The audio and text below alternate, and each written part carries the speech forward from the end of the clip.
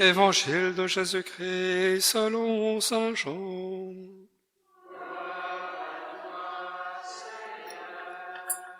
En ce temps-là, lorsque Jésus vit Nathanaël venir à lui, il déclara à son sujet: « Voici vraiment un Israélite, il n'y a pas de ruse en lui. »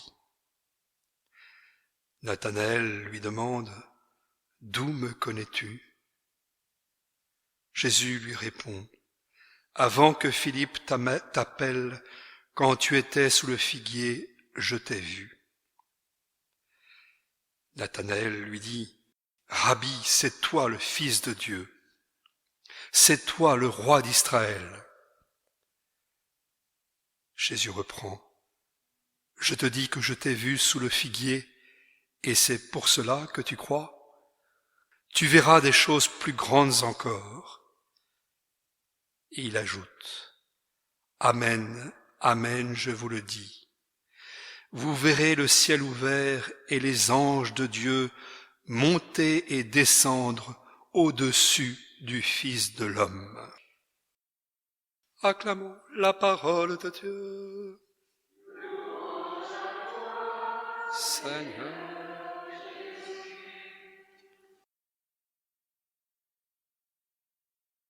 Chers frères et sœurs bien-aimés dans le Seigneur, nous voulons rendre grâce à notre Dieu qui, de toute éternité, a prévu que nous serions dans son plan de plénitude de vie, cette vie divine de laquelle malheureusement nous sommes sortis.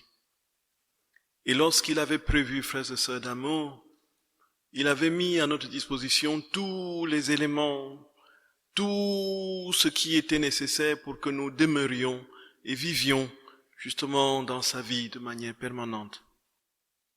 Il s'est malheureusement produit cette désobéissance, incompréhensible désobéissance humaine, portée et structurée par le mystère de l'iniquité, qui nous a précipités dans la condition qui est la nôtre, cette condition débile et fragile.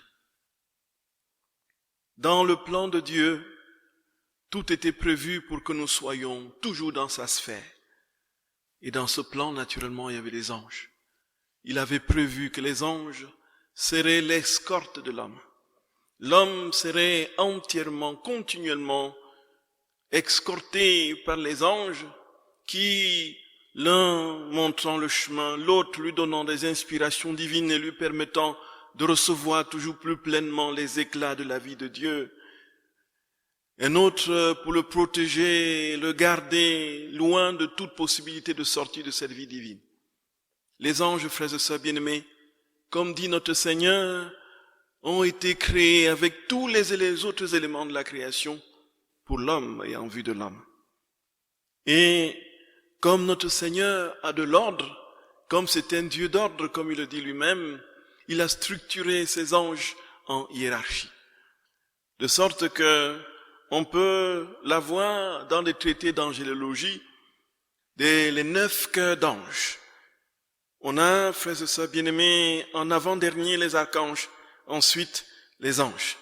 On a les séraphins, les chérubins, les puissances, les trônes, les vertus, les principautés, les dominations, les trônes, les archanges et les anges.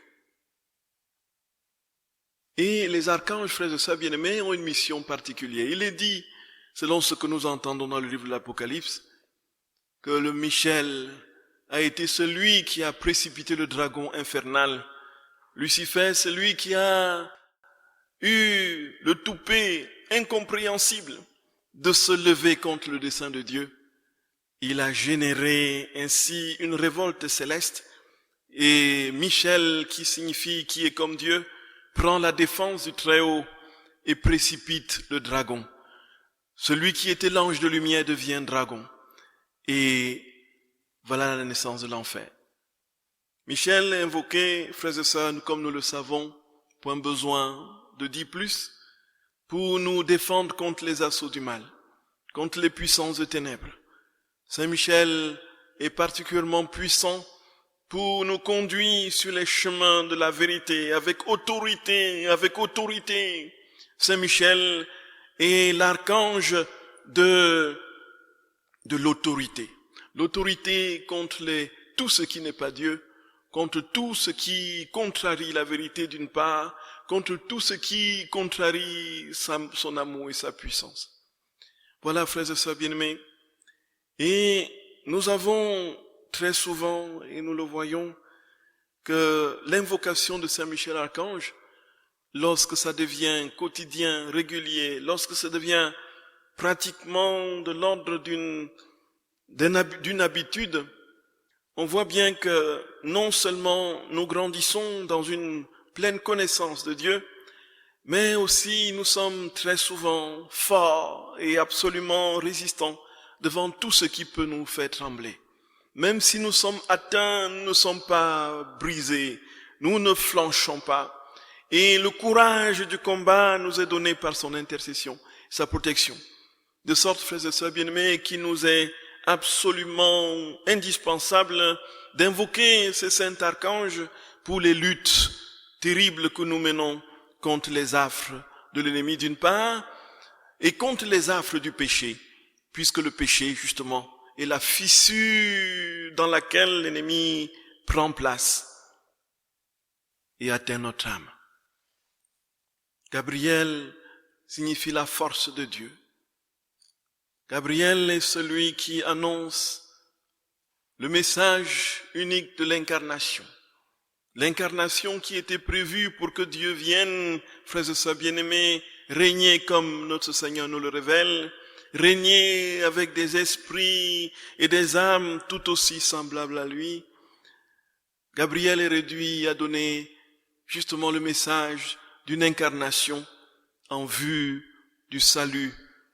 Un salut lié au péché, un salut qui pense les blessures de la faute originelle. Gabriel est le messager, celui qui porte la bonne nouvelle. Il est l'archange de la parole. Il est l'archange qui porte. Et c'est pourquoi, frères et sœurs bien-aimés, il est très souvent invoqué pour les prédications, pour tout ce qui annonce de la parole de Dieu. Et naturellement, comme son nom l'indique, il a en lui une force. D'où vient la force de l'archange Gabriel, frères et sœurs bien-aimés? Elle vient de ce qu'il porte la parole. C'est la parole en lui qui fait sa force. Et ce faisant, il n'est rien d'autre que ce que Dieu vit et fait en lui. Les anges et les archanges, les anges en général, sont configurés pour ceux qui sont définitivement, éternellement à la louange du Seigneur, sont configurés à être totalement, pleinement tournés vers Dieu. Ils ne peuvent pas faire autrement que d'être au service de sa majesté divine, comme ils peuvent le dire parfois. Il s'ensuit, frères et sœurs bien-aimés, que quand il est question pour nous de comprendre la parole de Dieu, invoquons ces saints archanges pour que, par son intercession, nous soyons à même d'apprendre tout ce que le Seigneur veut nous communiquer en vue de la transformation de nos vies et de l'avènement de son règne. Raphaël, c'est Dieu qui guérit. Invoquez, frères et sœurs, pour les guérisons multiples, si elles sont physiques, ces guérisons, pour les motifs d'invocation habituels, la véritable guérison, frères et sœurs d'amour, c'est la guérison de l'âme.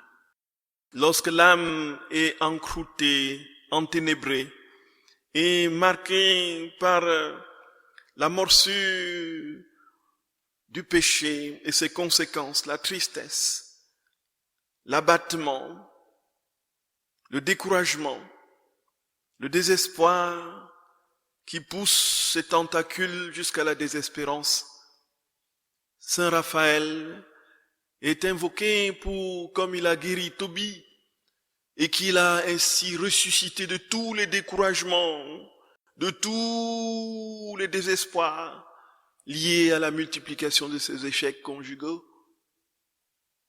Saint Raphaël pense nos blessures intérieures, guérit-nous profondément et nous aide ainsi à acquérir pleinement sur une terre ensemencée par l'Esprit Saint la parole de Dieu qu'annonce Gabriel, et cette parole de Dieu qui est vérité est défendue par l'archange Michel. Que le Seigneur nous donne la grâce, frères et sœurs bien-aimés, de comprendre que la vie dans la divine volonté, ce n'est pas la mise à l'écart de toutes les richesses impressionnamment puissantes, les trésors insondables, d'une part de la liturgie et du santoral, et de l'autre des actions sacramentelles puissantes au cœur de l'Église. Pour bien revenir, frères et sœurs bien-aimés, à ce que j'ai dit tout à l'heure, qui n'a pas été bien compris, je dis qu'il y a une erreur grave et monumentale que certains qui disent être dans la divine volonté commettent, c'est de dire qu'une fois dans la divine volonté, on n'a plus besoin du Saint-Père, on n'a plus besoin du chapelet, on n'a plus besoin des évêques, on est parce que Dieu nous habite, et donc on n'a même plus besoin de communier, on n'a plus besoin d'aller en paroisse, on n'a plus besoin de prier dans les groupes de prière, ainsi de suite. Voilà l'erreur contre laquelle nous devons invoquer Saint Michel Archange pour nous libérer les âmes, et aussi le Saint Gabriel pour nous donner la juste compréhension, interprétation de la parole de Dieu. Saint Michel pour nous libérer des affres, des assauts de l'ennemi qui ainsi s'acharne sur la vérité et veut la dégommer. Saint Gabriel, frères et sœurs bien-aimés, qui va restituer cette vérité au tréfonds de notre âme pour que nous soyons en tout conformes à ce que Dieu veut. Et Saint Raphaël, qui en pensant nos blessures, permettra que cette vérité prenne racine en nous. Que la grâce nous soit donnée et que notre vie, frères et sœurs, soit un éternel je t'aime à Dieu, avec le secours et l'intercession de tous les saints, de tous les anges. Plus encore dans la divine volonté, invoquons les anges, les saints. Plus encore, prions le rosaire. Plus encore, allons à la messe, communion. Plus encore, confessons-nous.